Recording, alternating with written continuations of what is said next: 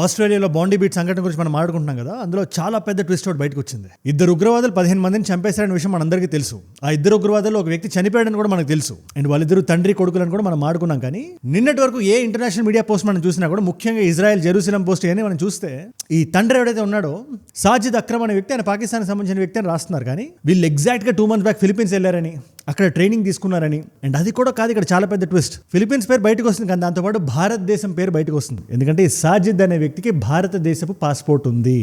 The official statement by Hyderabad police clearly says that the father Sajid Akram has an Indian passport. ఆయన హైదరాబాద్కి సంబంధించిన వ్యక్తి, మన భారతదేశంలో మన హైదరాబాద్కి సంబంధించిన వ్యక్తి అని ఆస్ట్రేలియన్ రిపోర్టర్స్ రాస్తున్నారు. బట్ ఆస్ట్రేలియన్ మీడియా అంతా ఇదే ఉంది ఇవాళ. ఒకవేళ కానీ అది నిజమైతే చాలా పెద్ద సమస్య. Let me కేటగారికల్లీ explain it to you. ఆయన చేతిలో భారతదేశ పాస్పోర్ట్ ఉంది. ఆయన భారతదేశాన్ని వదిలేసి 27 years అయింది. ఇన్ఫాక్ట్ 1998లో హైదరాబాద్ నుంచి ఆస్ట్రేలియా వచ్చాడు. సో టెక్నికలీ పాకిస్తాన్ ఏదైతే ప్రోపగండాని పుష్ చేయడానికి చూస్తుందో, ఇండియా ఎక్స్పోజ్ అయిపోయింది. మీరు చూడాలి ఒకసారి ఎక్స్లో. ఇన్ఫాక్ట్ ఈ ఎక్స్ గురించి కూడా మనం మాట్లాడదాం ఇవాళ. ఒక లెటర్ ఒకటి రిలీజ్ చేసింది ఈ పాకిస్తానీ మీడియా పోర్టల్స్. ఏది మన గవర్నమెంట్ ఆస్ట్రేలియన్ గవర్నమెంట్ తో మాట్లాడుతున్నట్టు, మనం ఫుల్ గా కోఆపరేట్ చేస్తున్నాం అంటే వాళ్ళు మనం అడుగుతున్నారంట. ఇది ఫేక్ అని చెప్పి పిఐబి నుంచి ఒక రిపోర్ట్ కూడా వచ్చింది బయటికి. ఒక ట్వీట్ వేసారు వాళ్ళు, అదే ఎక్స్ పోస్ట్. మీరు ఇక్కడ ఒక విషయాన్ని అర్థం చేసుకోవాలి. వాళ్ళ దగ్గర 6 రిజిస్టర్డ్ గన్స్ ఉన్నాయి. 6 ఆస్ట్రేలియా లాంటి దేశంలో ఇన్ని గన్స్ వాళ్ళ దగ్గర ఎలా వచ్చాయని చాలా పెద్ద మిస్టరీ అది. ఇప్పుడు ఈ తుపాకులు భారతదేశానికి ట్రేస్ బ్యాక్ అవ్వట్లేదు. ఈ వ్యక్తి ఎవరైతే ఉన్నాడో సాజిద్ అనే వ్యక్తి భారతదేశాన్ని వదిలి 27 సంవత్సరాలు అయిందని చెప్తున్నారు. మరి భారతదేశాన్ని ఎందుకు ఎవరైనా నిందిస్తారు? మనకి ఏమైనా సర్టిఫైడ్ ట్రాక్ రికార్డ్ ఏమైనా ఉందా ఉగ్రవాదానికి సంబంధించి? అందుకని మనం చాలా జాగ్రత్తగా మాట్లాడాలి. నిజంలా చెప్పాలి, పలానా విషయం జరుగుతుందని చెప్పాలి, మాట్లాడాలి మనం. కానీ పాకిస్తాన్ యాంగిల్ ఇంకా మనం రూల్ అవుట్ చేయలేం, చేయకూడదు కూడా. ఎందుకంటే నెరేటివ్ వార్ఫేర్ చాలా ఇంపార్టెంట్. ఈ పని చేయడానికి ఒక ఇండియన్ పాస్పోర్ట్ ఉండే వ్యక్తి ఎందుకు సెలెక్ట్ అయ్యాడు మీరు ఒకసారి ఆలోచించండి. నెరేటివ్ గా ఇండియా వీక్ అయితే ఏ దేశం లాభపడుతుంది?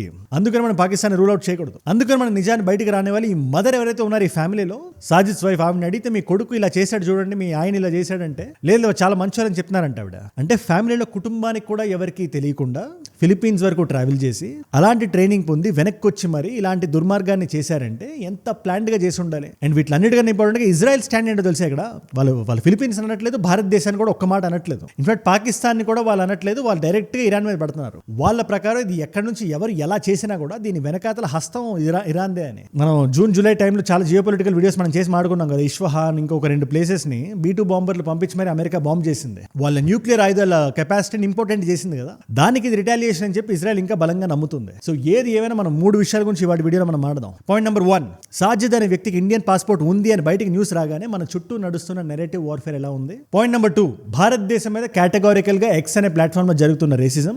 And finally point number 3, Pakistan మనం ఎందుకు రూల్ అవుట్ చేయకూడదని చెప్పడానికి రీసెంట్ గా మన NIA ఒక చార్ట్ షీట్ రిలీజ్ చేసింది. 1500 పేజీల చార్ట్ షీట్ 8 నెలలు కూర్చొని చేసింది. దేని మీద?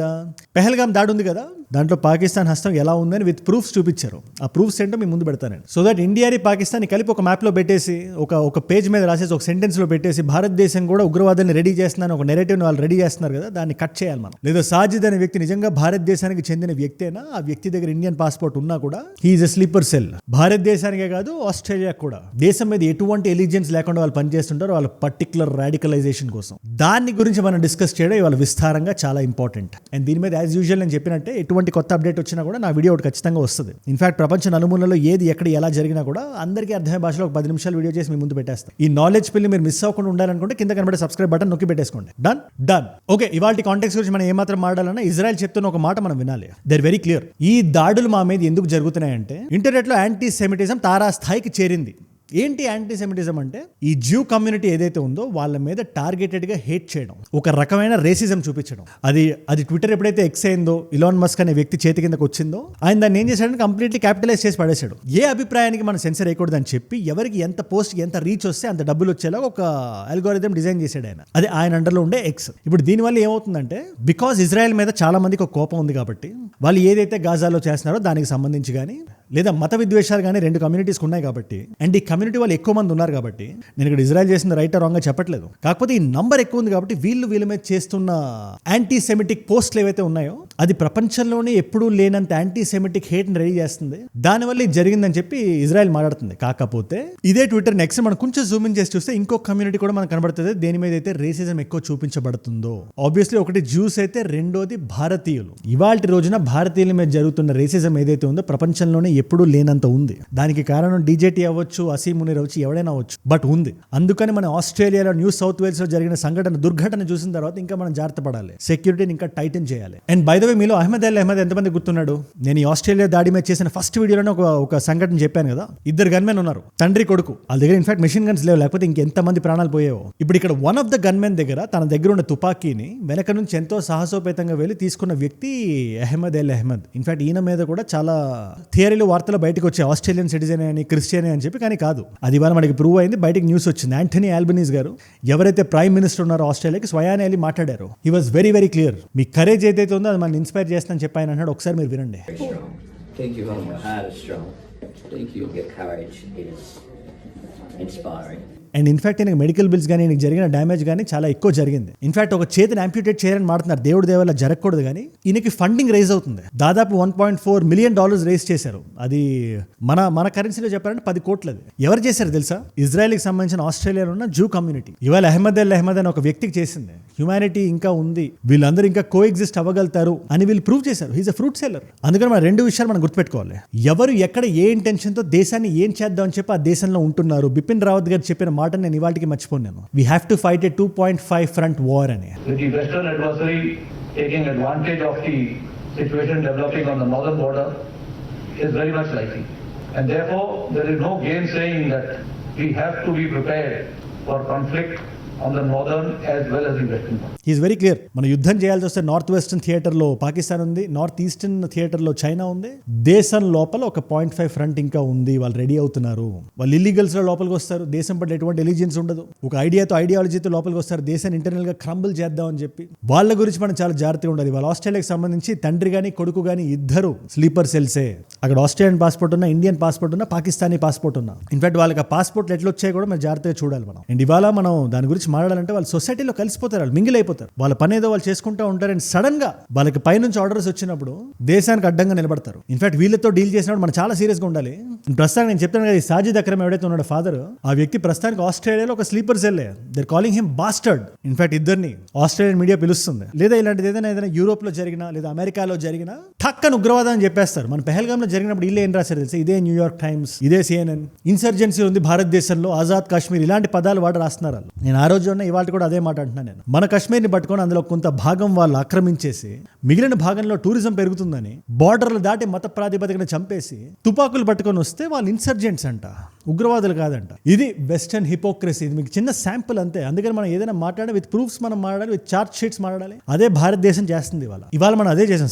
భారతదేశం ఒక డెమోక్రసీ. పాకిస్తాన్ చేసినట్టు ఆర్మీ వాళ్ళు ఏదో మాడేసి దానికి కోర్టుకి ఎటువంటి సంబంధం లేదు, ఇన్ఫాక్ట్ కోర్టుకి ఎటువంటి జుడిస్ప్రూడెన్స్ లేదు అన్నట్టు మనం మాట్లాడేసి గాల్లో వార్తలు మనం మాట్లాడలేం. మనం we have to put everything in front of court. ఇవాళ అదే జరిగింది. NIA కాశ్మీర్కి సంబంధించిన ఒక కోర్టులో ఒక చార్జ్ షీట్ని రిలీజ్ చేసింది. దాంట్లో for the very first time Lashkar-e-Taiba అనే ఒక ఉగ్రవాద సంస్థకి పెహల్గామ్లో జరిగిన దాడికి డైరెక్ట్ కనెక్షన్ ఉందని మనం ప్రూవ్ చేయగలిగాం. The National Investigation Agency has filed its charge sheet in the April 22nd Pahalgam terror attack case. The NIA charge sheet says Pakistan is involved in the cell towers, bank accounts ఇవన్నీ మనం వాడి 1597 పేజీల charge sheet మనం పెట్టాం. ఇందులో మనం direct గా 7 accuse చేసాం. అందులో 6 వ్యక్తులు, ఒక సంస్థ. ఏదైతే ఇప్పటివరకు పాకిస్తాన్ డాన్స్ చేసిందో ద రెసిస్టెన్స్ ఫ్రంట్ అనే ఒక సంస్థ కశ్మీర్ లో ఉండి చేయించిందని చెప్పి దీనికి మాకు ఎటువంటి సంబంధం లేదని దాన్ని బ్రేక్ చేసాం. ది రెసిస్టెన్స్ ఫ్రంట్ అనేది లష్కర్-e-తోయిబా ప్రాక్సీనే అని చూపించగలం కేటగారికల్ గా విత్ ప్రూఫ్స్. దీనికి సంబంధించిన ప్లానింగ్, బడ్జెటింగ్, ఎగ్జిక్యూషన్ అంతా అక్కడి నుంచే జరిగింది, లష్కర్-e-తోయిబా నుంచే జరిగింది, తద్వారా పాకిస్తాన్ నుంచి జరిగింది అని మనం ఒక పక్క చెప్తూ దీన్ని కంప్లీట్ గా ఎగ్జిక్యూట్ చేసిన పెద్ద తలక ఏదైతే ఉందో సాజిద్ సైఫుల్లా జట్, పాకిస్తానీ బేస్డ్ హ్యాండ్లర్, ఆ వ్యక్తి మొత్తం అక్కడి నుంచే చేశాడని చెప్పి మనం ప్రూఫ్స్ పెట్టి మరి చూపించాం మనం. ఇన్ఫాక్ట్ వీళ్ళు కాకుండా ఇంకో 3 పాకిస్తానీ నేషనల్స్ ఉన్నారని, ఫైజల్ జట్, హబీబ్ తాహిర్ అండ్ హంజా అఫ్ఘానీ అని చెప్పి ఈ 3 మీకు గుర్తుందా? జూలై 28 రోజున ఆపరేషన్ మహాదేవ్ అని చెప్పి 3 లేపేశాం కదా, వాళ్ళే ఈ 3. ఇప్పుడు వీళ్ళు కాకుండా 2 భారతీయులు చెప్తున్నాను కదా, ఈ స్లీపర్ సెల్ బ్యాచ్ లో ఉండే వాళ్ళే. దేశం బట్టి ఎటువంటి ఎలిజియన్స్ ఉండదు. పర్వేజ్ అహ్మద్ జోతర్ అని, బషీర్ అహ్మద్ జోతర్ అని. బ్రదర్స్ అయి ఉంటారు, బట్ వీళ్ళిద్దరిని కూడా కంప్లీట్ గా చార్జ్ షీట్ లో మెన్షన్ చేస్తూ ఒక 6 పేర్లను బయట పెట్టారు, ఎక్స్క్లూడింగ్ లష్కర్-e-తోయిబా అండ్ ఎల్ఈటీని for the very first time మనం ఒక చార్జ్ షీట్ లో ఇలా పెట్టగలుగుతున్నాం. ప్రూఫ్స్ అంటారు కదా, ఏంటి ఆ ప్రూఫ్స్ అంటే 3 సాలిడ్ ప్రూఫ్స్ చూపించారు. ఒకటి డిజిటల్ కమ్యూనికేషన్ ఎవిడెన్స్, ఏదైతే మేము టీఆర్ఎఫ్ అని చెప్పి వచ్చిన కమ్యూనికేషన్ ఏదైతే ఉందో డైరెక్ట్ గా పాకిస్తాన్కి వెళ్ళినట్టు మనం చూపించగలిగాం మనం. రెండోది డివైజెస్. ఆపరేషన్ మహాదేవ్ జరిగిన తర్వాత ఆ దరిదాపుల్లో దొరికిన సెల్ ఫోన్స్ అన్ని, ఇన్ఫాక్ట్ 2 సెల్ ఫోన్స్ మీద మన దృష్టి ఉంది, ఆ 2 పాకిస్తాన్కి సంబంధించినవే అని మనం క్లియర్ గా చూపించగలిగాం. మూడోది పాకిస్తానీ స్పాన్సర్షిప్. ఏవైతే డబ్బులు వాళ్ళు అడుక్కొని తెచ్చుకుంటుంటారో వేరే దేశాల నుంచి, ఆ డబ్బులు స్పెసిఫిక్ గా భారతదేశమే స్పెండ్ చేస్తారని బ్లీడ్ ఇండియా అయితే 1000 cuts ఉంటుంది కదా, ఆ నినాదం వాళ్ళది. India with 1,000 cuts. అలా ఇది పెహల్గామ్ మీద కూడా వాడారు, ఆ డబ్బులు ఇక్కడ వాడారు అని చెప్పి మనం కేటగారికల్గా చూపించగలిగాం. మనం UAPA 1967 వేసాం. ఇన్ఫాక్ట్ ఈ డాక్యుమెంట్లో విత్ లీగల్ ఛార్జెస్ మనం చూపించగలిగాం. UAPA 1967 దానికి 1959 ఆర్మ్స్ యాక్ట్ జోడించి భారతదేశం మీద యుద్ధం ప్రకటిస్తున్నారని చెప్పి మనం స్పెసిఫిక్గా మనం చెప్పగలిగాం. మనం ఇప్పుడు ఏంటి మరి ఛార్జ్ షీట్ వల్ల ఏంటి లాభం అంటే, ముందుగా లష్కర్-e-తోయిబా పేరు దీంట్లో ఉండడం వల్ల దాన్ని మనం రికగ్నైజ్ చేస్తున్నట్టు, తద్వారా ఒక డిప్లొమాటిక్ ప్రెజర్ తెస్తున్నట్టు, అది దాని అర్థం. అది ప్లస్ ఏదైతే మనం గొంతు చించుకొని మన ప్రపంచానికి అరిచి మరీ చెప్తున్నామో మా దగ్గర క్రాస్ బార్డర్ ఉగ్రవాదం జరుగుతుంది, దానికి పాకిస్తాన్ రెస్పాన్సిబుల్ అని, ఈ ఛార్జ్ షీట్ దానికి ఒక వ్యాలిడేషన్ ఇస్తుంది. చెప్తున్నాను కదా విత్ ప్రూఫ్స్ ఉన్నాయని. మనం ఫస్ట్ ఆఫ్ ఆల్ ఆ రోజు అప్పుడు చేసినప్పుడే మనం with eagles I point of వ్యూలో ఏది ఎక్కడ ఎలా తగలబెట్టా మనం చూపించాం. మనం అలాంటిది ఇవాళ ఛార్జ్ షీట్ కూడా ఉంది కాబట్టి అది ఇంకా స్ట్రెంథెన్ అవుతుంది. అండ్ ఒక్క విషయం, ప్రస్తుతానికి మనం ఛార్జ్ షీట్ మాత్రమే ఫైల్ చేసాం. ట్రయల్ ప్రొసీడింగ్ ఇంకా మొదలవ్వాలి. ఇంటర్నేషనల్ కౌంటర్ ఉగ్రవాదం కోఆపరేషన్ మనకి రావాలి, తద్వారా రావాల్సిన శాంక్షన్స్ రావాలి. చెప్తాను కదా, ప్రపంచం మనం సీరియస్ గా తీసుకోవాలంటే మనం దీని గురించి మన వాయిస్ ఆపకూడదు. మనం లేకపోతే మనం అనుకున్నట్టు ఇలాగే పెహల్గామ్లో దాడి జరిగితే దాన్ని ఇన్సర్జెన్సీ అంటారు. 27 సంవత్సరాల క్రితం ఒకవేళ భారతదేశాన్ని వదిలేసిన ఒక గన్మెన్ దగ్గర ఇండియన్ పాస్పోర్ట్ ఉంటే ఇండియాకి దానికి ఎటువంటి సంబంధం లేకపోయినా కూడా ఇండియన్ లాగడానికి చూస్తుంది పాకిస్తాన్ నెరేటివ్ వార్ఫేర్ చేసి. దాన్ని మనం కట్ చేయాలి. ఎవరు సిటిజన్ ఎవరు స్లీపర్ సెల్ వాళ్ళు సెపరేట్ చేసి చూడగలిగే ఇది ఉండాలి మనకి. ఆ పొటెన్షియల్ మనం డెవలప్ చేయాలి అండ్ దెన్ పాకిస్తాన్ని నిలదీయాలి. And never rule out Pakistan. ఎక్కడ ఎలాంటి ఉగ్రవాదం జరిగినా కూడా ఈ చార్జ్ షీటే దానికి నిలువెత్తు నిదర్శనం. దీని మీద మీరే ఉంటారు నాకు కింద కామెంట్స్ లో రాయండి. నేనే నిజంగా ఒక షాక్ కి గురయ్యా నేను వెన్ ఈ హైదరాబాద్ న్యూస్ అది వచ్చినప్పుడు. నేను వీడియో చేసిన తర్వాత న్యూస్ బయటకు వచ్చింది. I immediately wanted to do it, but దాన్ని ఒక పర్స్పెక్టివ్ లో పెట్టాలి, క్లియర్ గా చెప్పాలని చెప్పి వీడియో నేను ఇలా ప్యాకేజ్ చేశాను. ఇవాళ మల్టిపుల్ చాయిస్ క్వశ్చన్ మీ అందరికీ, భారతదేశం ఆస్ట్రేలియా పార్ట్ అయిన ఈ ఇండో పెసిఫిక్ గ్రూపింగ్ పేరేంటి? స్క్వాడ్ పేరు. Option A is BRICS, option B is AUKUS, option C G20, option D Quad. మీకు సమాధానం తెలిస్తే కింద చెప్పండి, లేకపోతే ఇన్స్టాగ్రామ్కి వచ్చేసేయండి. అజయ్ ఫ్రమ్ ఏజుడ్ అని ఉంటుంది, అజయ్ ఫ్రమ్ అని రాయండి వచ్చేసి. ఇట్స్ ఎ వెరిఫైడ్ ప్రొఫైల్, మీరు ఈజీగా వచ్చేయచ్చు. అండ్ ఇలాంటి వీడియో టాపిక్స్ మీరు ఏదైనా నేను మాట్లాడాలని మీరు చెప్పాలంటే ఖచ్చితంగా అక్కడ రండి. ఇన్ఫాక్ట్ మీలో చాలా మంది DM చేశారు, బ్రదర్ ఏంటిది హైదరాబాద్ అని వస్తుంది, ఈ న్యూస్ ఎంతవరకు కరెక్ట్? అది నిజం అది, బట్ దాని వెనకాల ఉండే పర్స్పెక్టివ్ మీకు అర్థం చేసుకోవాలి మీరు. సో ఇలా మీరు నాతో ఇంటరాక్ట్ అవ్వడానికి Instagram is a great place. నా చుట్టూ నా లైఫ్లో ఏదైనా జరుగుతున్నా కూడా తెలుసుకోవడానికి. So follow there. అండ్ ఏజుడ్ గ్లోబల్ అన్ఫిల్టర్డ్ అని మనకి 2 ఛానల్స్ ఉన్నాయి.